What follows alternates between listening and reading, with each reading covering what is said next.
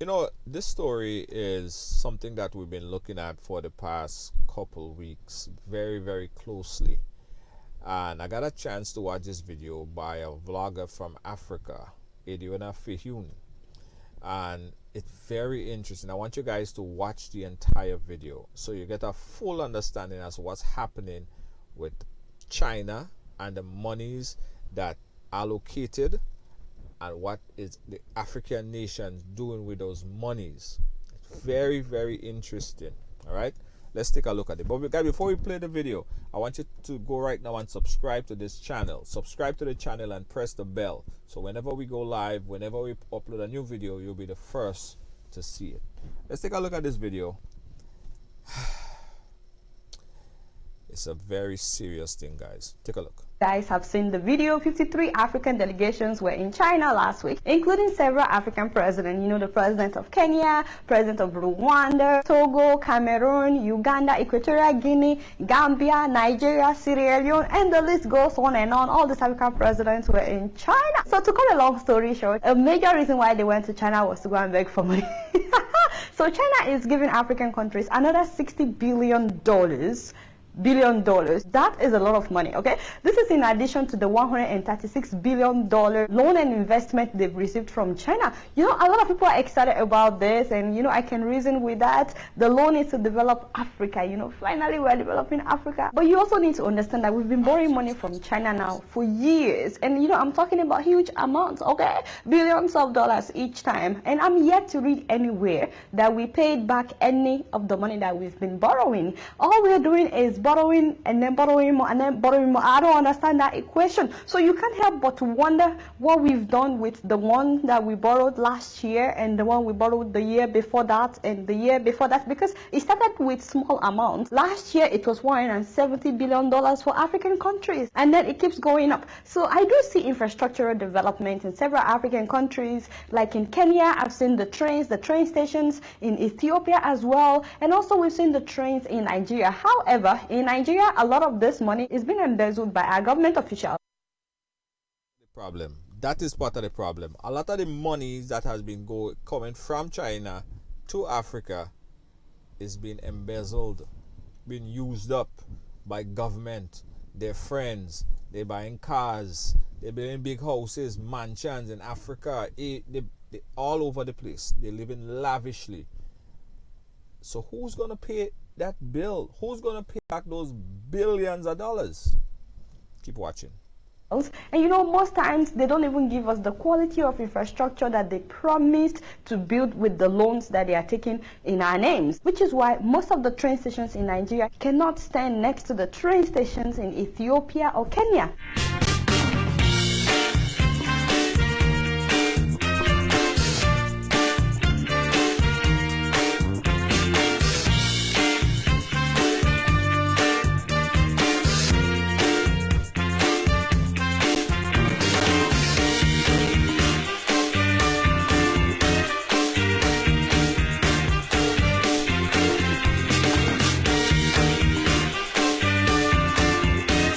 So we get less quality despite claiming to spend more money in Nigeria. Behind me is the Abuja Metro line, which was recently commissioned by President Muhammadu Buhari. With 5 stops from Abuja Airport to the central area, it is expected to transport passengers from the airport to the main city center. Thousands of passengers will benefit from this initiative, and it will run for 100 kilometers per hour. So it worries me that we are not doing justice to the money that we have borrowed in the past, but we're borrowing more money. We have stories of people keeping millions of dollars cash in their homes in Nigeria. We have government officials buying expensive houses in London, in the US, in Dubai, owning several mansions in Nigeria. Meanwhile, nobody has been successfully prosecuted. And we see the government officials buying. Same thing I'm saying. The monies have been embezzled. So who gonna pay back those money? And you see, the thing about it is, we have to hold our elected official at task, but they don't care. They don't care. By the time this money had to be paid back, they're dead a long time. So the next generation, like your children and my children and their children, your great great grandchildren, is who would be left holding that bag. Rolls Royce and other expensive cars, luxurious cars, exotic cars. Some of them are even boasting of having more than 20 luxurious cars. Yet we're borrowing more money. So how does this make sense? Election is coming up in Nigeria very soon, and it's very hard to convince some of us that they won't spend some of this money that they are borrowing on election as well. And please, I'm not an enemy of progress. I'm not saying that we should not develop Africa, and I'm not saying that we should take loans from the US instead of China. No, I'm saying that we have not been responsible with the loans we are taking either from the US or from China, but we keep digging into more and more debt. So that's the first thing that concerns me. We are not accountable. By now, we should be making profit from the previous investments that we made with the money that we borrowed 5 years ago, 3 years ago, so that we don't continue to borrow. How much have we generated from the completed infrastructures like the train stations? These trains are not free. People are paying to ride the trains. Is the profit being reinvested into the economy, or is it being used to maintain the trains, or is it being used to pay off our debts, or is the money ending up in some people's pockets? These are things that we have the right to know if our government is responsible. They should tell us this is how much we borrowed, this is how much we have spent, this is how much we have left, and after investing this amount, we now make this revenue from the budget. Second of all, what exactly is the plan for paying back the loans? What's the plan for paying back our debts? Because I'm yet to hear that this is how we will pay back. I know that our government is telling us that there are no There is a plan. I know the plan. You know the plan. I said the plan already. The plan is for the next and next generation to pay it back. Because them guys and them who spending this money right now, they don't care. The leaders, it's like the leaders don't have the foresight to see it's a dangerous practice. Right? The money is coming in easy. China will give you the money because, of course, you have the resources, and it would clearly state that if you are unable to pay back, just like if I lend somebody, if I lend you money, if I lend anybody money, I'm expecting my money back, and I would take certain things as collaterals. If I don't get my money back, I take your house. It's easy to come, but it's hard to go.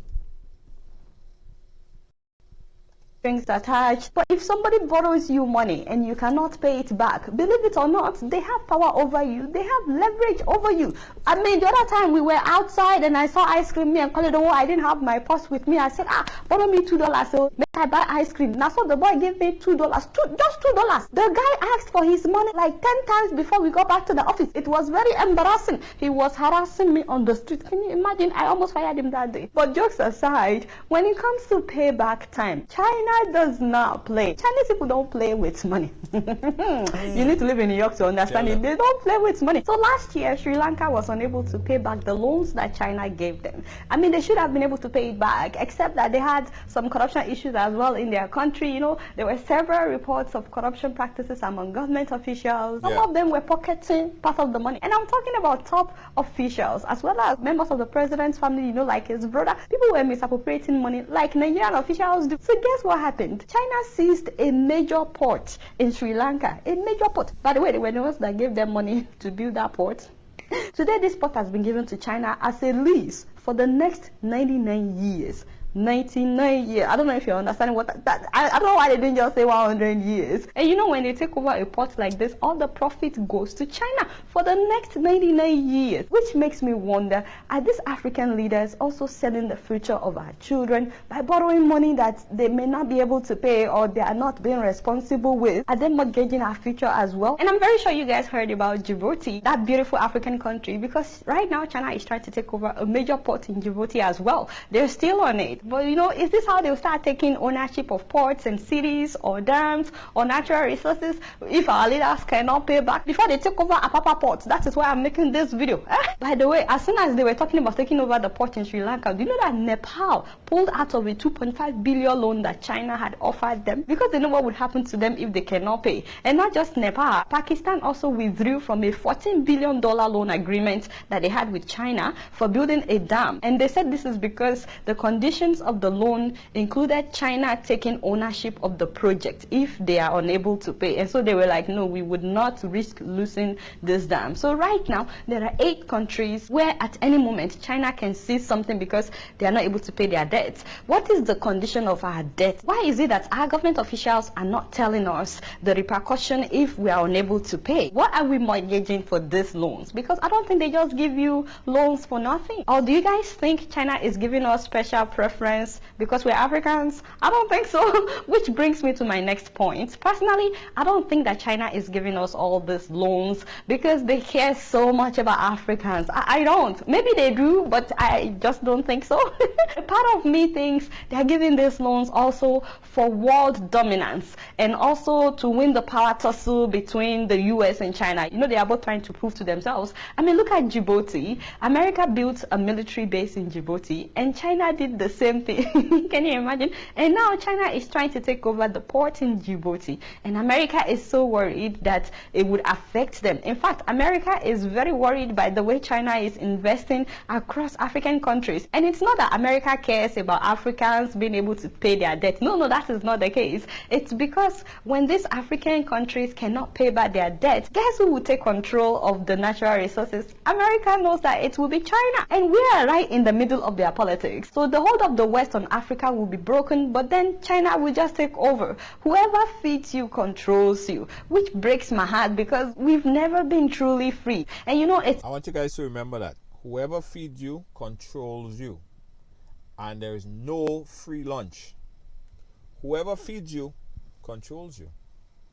Because we have all these leaders that don't really know what they're doing, or maybe they do, but they know that they will be dead by payback time. So the reason I said that China is not giving us money because they care about us is that, especially if you go to China, a lot of Chinese people don't always see an African person as equal human being to them. Not all of them, please. Not all of them. I have absolutely nothing against Chinese people. I have Chinese friends. I just wish that Africans would wake up and stop being naive, especially when it comes to taking money from other countries, because the racial discrimination against black people in China is alive and well. October of last year, the Hubei Provincial Museum in China had an exhibit that they called "This is Africa," and that exhibit is mainly pictures of Africans next to animals. They used pictures of an expression by an African and a similar expression by an animal, and they put them side by side and they said, "This is Africa." So guys, these photos of African men paired with photos of animals were exhibited in a show called This is Africa.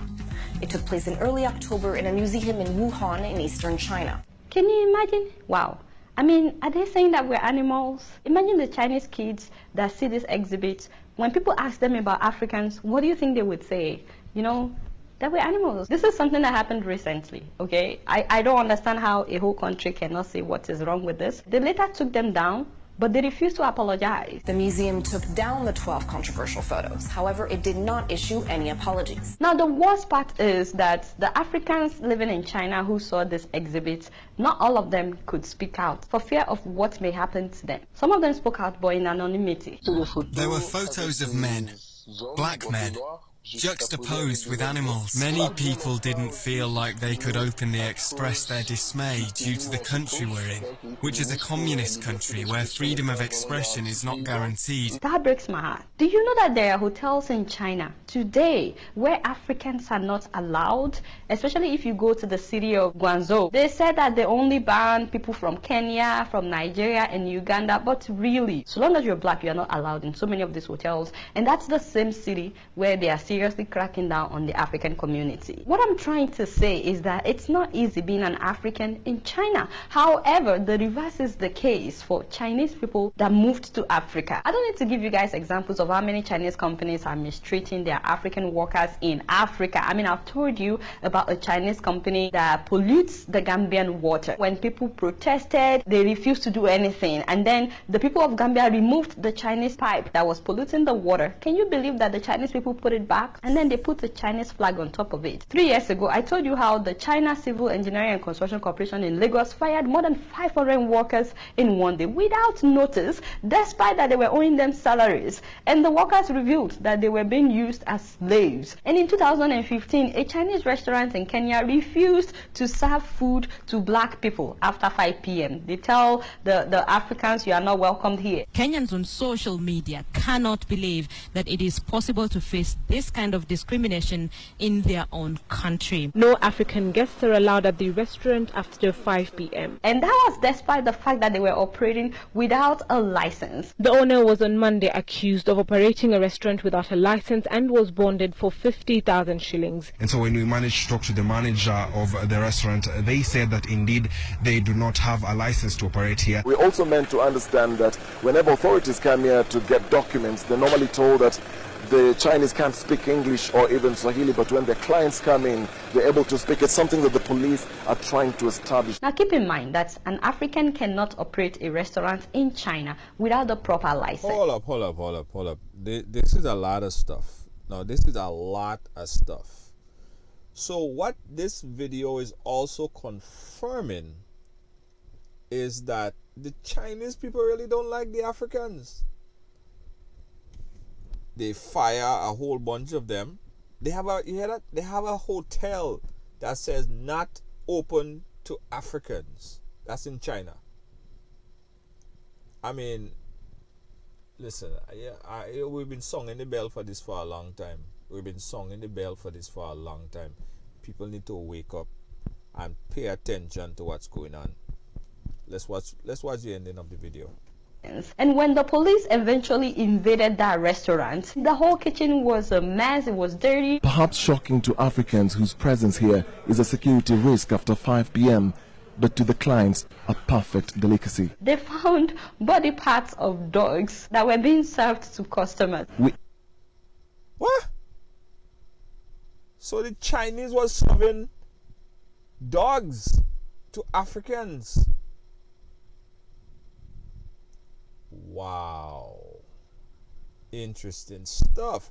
Now listen, guys, you don't see this on CNN. You don't see this on breaking news on MSNBC. You don't see it nowhere. You see, it seems like what happened to black people, what happened to Africans, what happened in this kind of situations is always never featured. It's always never featured. Thanks to social media that we could carry this thing across the borders. Sad. Entered the cold room where the restaurant keeps their meat. We found fresh dog legs hanging. The stench Dog legs, huh?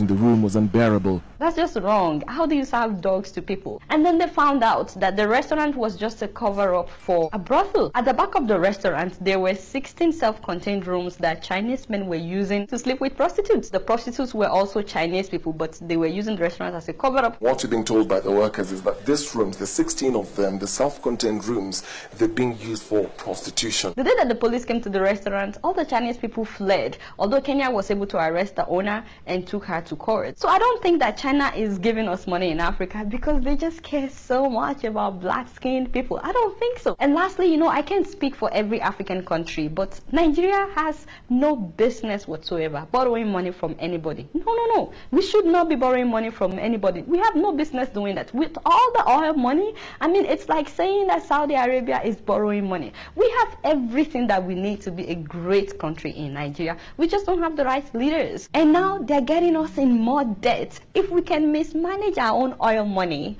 we would easily mismanage free money that is coming from another country. I mean, we have successfully mismanaged more than $500 billion oil revenue. So guess who's going to pay for all this debt? Our generation, which is why we cannot keep quiet. So I want to know what you guys think about us taking all these loans, not just Nigeria, but several African countries, especially if our leaders are misappropriating the loans, because someday will be payback day. So let me know what you think about that in the comments below. You guys know I don't know much. Guess what? Guys, I'm just listen.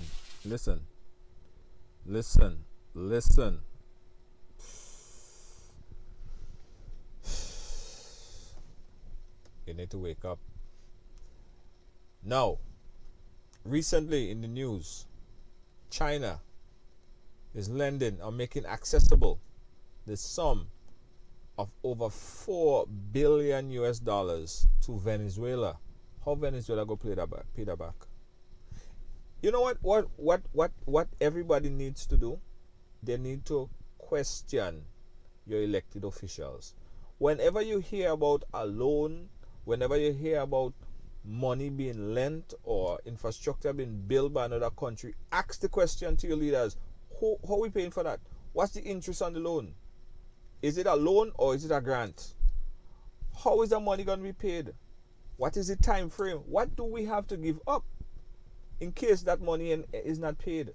How is the money appropriated? All of these questions, you need to go to town hall meetings and ask your elected officials that questions. Because if we don't ask those questions, in a lot of cases, you cannot trust your elected officials to just come and tell you. Because what is happening in Africa could be easily duplicated in any Caribbean country, anywhere in the world. Guys, wake up. This story right here, if the story don't shake you up, if the story don't shake up your head and make you start thinking, I don't know what will make you start thinking. This was in depth, right on point. Share this video to everybody that needs to see it right now. Share it to everybody that needs to see it. It's very important.